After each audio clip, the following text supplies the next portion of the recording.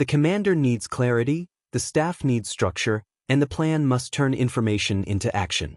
Today we compare the United Nations Military Decision-Making Process, or UN MDMP, with the Joint Planning Process, or JPP.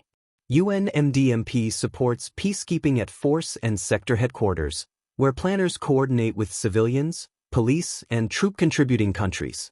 JPP supports joint operations, synchronizing forces, domains, intelligence, logistics, sustainment, and risk. UN MDMP has 5 steps. JPP has 7. Here is the parallel comparison. Step 1. UN analysis of the operational environment versus JPP planning initiation. UN MDMP starts with a mission area change or a new task from the head of mission or force commander. It ends with facts, assessments, and deductions that explain the environment. JPP starts when higher authority identifies a possible military requirement. It ends with initial commander planning guidance. The UN commander triggers planning and directs understanding. The JPP commander frames the problem and sets the first operational approach. The UN staff studies actors, threats, terrain, population, politics, and constraints. The JPP staff gathers strategic guidance, begins intelligence preparation, and forms the planning team. UN inbound documents may include the mandate, mission concept, situation reports, and higher guidance. UN outbound products may include initial guidance and a warning order. JPP inbound documents may include strategic guidance, planning directives, and higher orders. JPP outbound products may include a warning order, planning order, or alert order. Step 2. Mission analysis. UN MDMP starts after planning is triggered and the environment is understood. It ends when the force commander approves the restated mission and issues guidance. JPP starts after a planning directive and initial guidance. It ends when the commander approves the mission statement, refines intent, and gives further guidance. The UN commander approves the restated mission and intent, purpose, method, and end state. The JPP commander approves the mission and intent, purpose, end state, and risk.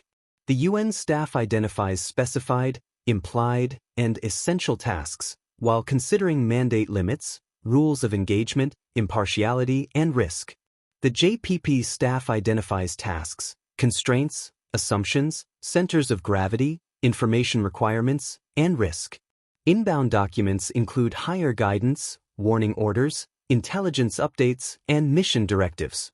Outbound products may include refined commander guidance, updated information requirements, and a second warning order. Step 3. Course of action development.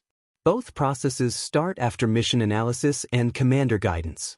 Both end when the staff presents courses of action for analysis and comparison. The UN commander reviews options and gives guidance for gaming. The JPP commander may approve, modify, reject, or combine courses of action before wargaming. The UN staff develops feasible courses of action, conducts troop-to-task analysis, and prepares sketches and narratives. The JPP staff develops course of action statements, sketches, task organization, sequencing, risks, and capabilities. Inbound documents include the approved mission, commander intent, assumptions, and staff estimates. Outbound products include course of action products, gaming guidance, refined information requirements, and next step instructions. Step 4. UN course of action analysis and comparison versus JPP analysis, wargaming, and comparison. Here, the processes separate. UN MDMP starts after the course of action development briefing and commander gaming guidance. It ends with the decision briefing, where the commander selects the preferred option. JPP wargaming starts when selected courses of action are tested against threat actions. Comparison ends when the staff recommends the best option. The UN commander selects the course of action and issues the concept for order development. The JPP commander may guide wargaming, then approve, modify, or combine courses of action. The UN staff conducts gaming, SWOT analysis, risk assessment, comparison matrices, and synchronization.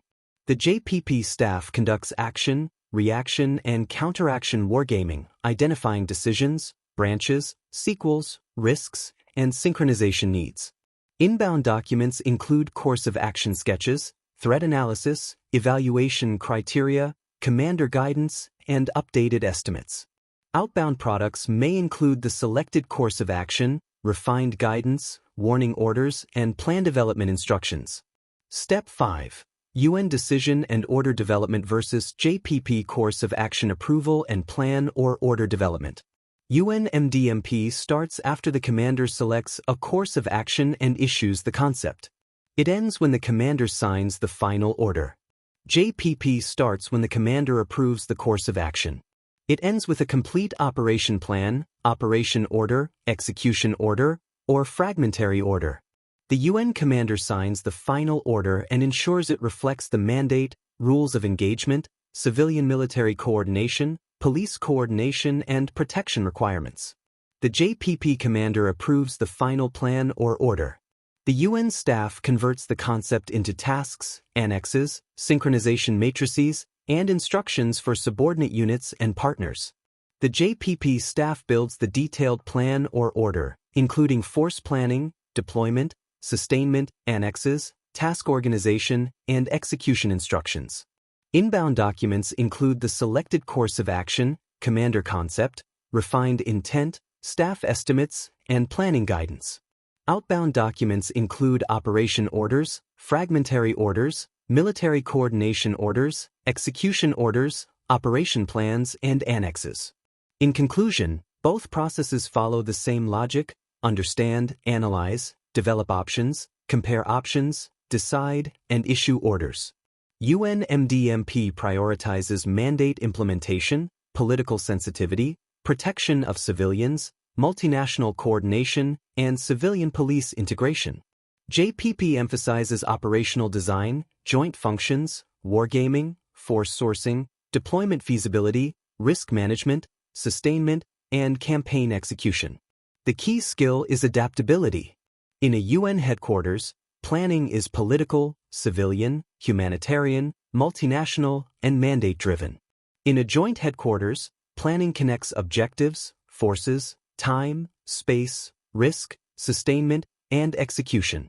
Different structures, different contexts, same purpose, better decisions, better plans, better execution.